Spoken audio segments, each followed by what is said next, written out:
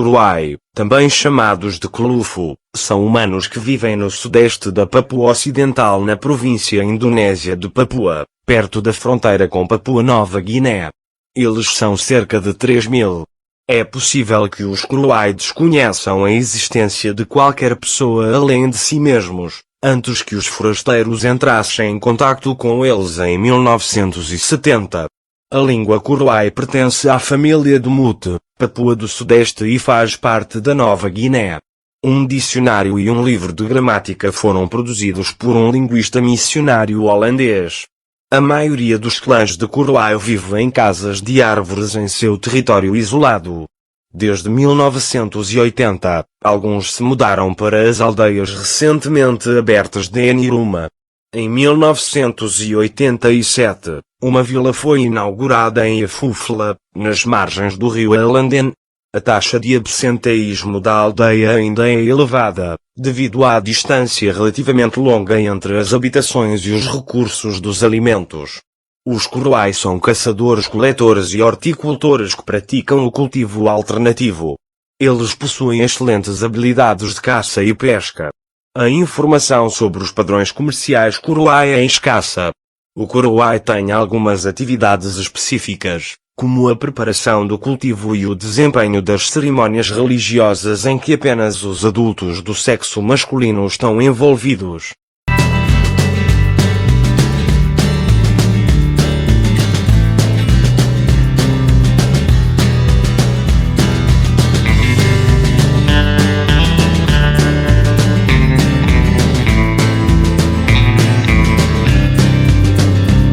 Alguns Kuruai desde o início dos anos 90 criaram alguma receita moderada trabalhando com empresas de turismo que vendiam passeios na região de Kuruai. Dentro da indústria do turismo, as oportunidades são limitadas. A hospedagem de grupos turísticos em aldeias para festas patrocinadas por turistas, carregando bagagem e realização de exposições tradicionais. A terminologia de parentesco segue o padrão de Omaa, conhecendo uma oposição central entre relações cruzadas e paralelas. O casamento é isogâmico e polígamo. A preferência é dada a uma relação conjugal com a filha do irmão da mãe. As estruturas de liderança são baseadas em qualidades pessoais de homens grandes, e não em instituições. A guerra ocorre principalmente por causa da bruxaria e feitiçaria e conflitos relacionados. O universo Kuruai é preenchido com todos os tipos de espíritos, um pouco mais pessoal do que outros. A reverência é paga especialmente para o Cabeça Vermelha, o deus Jimiji. Para Jimiji, o espírito criador, o Kuruai não atribui um papel importante em suas vidas diárias. Uma vez na vida, um clã Kuruai deve organizar um festival, para estimular a prosperidade e a fertilidade de forma ritual. Em tempos difíceis eles sacrificam porcos domesticados aos espíritos dos antepassados.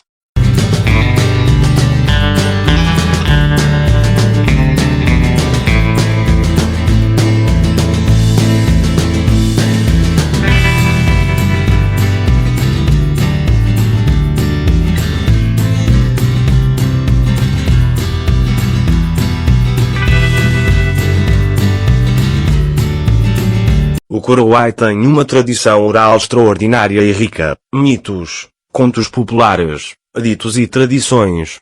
O primeiro contacto documentado por cientistas ocidentais com membros desta tribo teve lugar em 17 e 18 de março de 1974.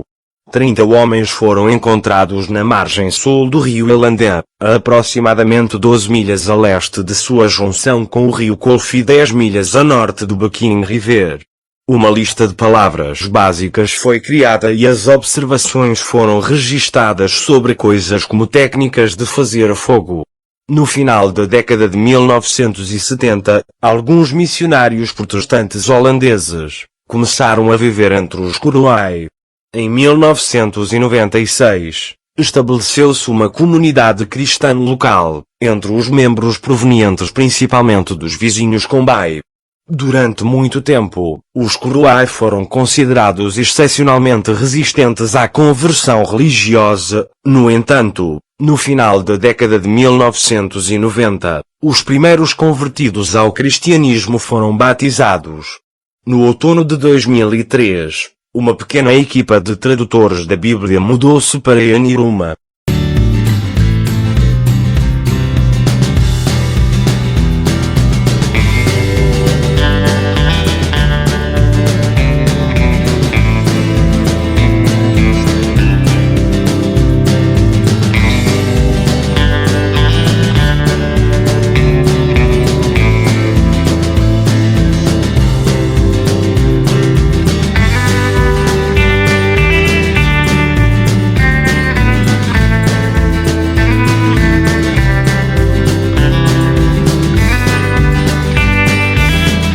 Em janeiro e fevereiro de 2011, o documentário da BBC Man Planet alugou um edifício Kuruai de uma casa na árvore de 35 metros de altura.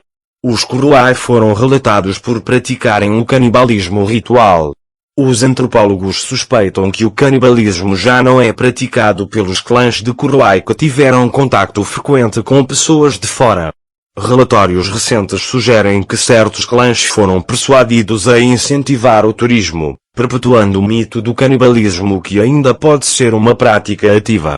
A arquitetura distinta de casas altas com patamar, dos Kuruai, bem acima dos níveis de água de inundação, é uma forma de fortificação defensiva, para atrapalhar os clãs rivais de capturar pessoas, especialmente mulheres e crianças, para a escravidão ou canibalismo.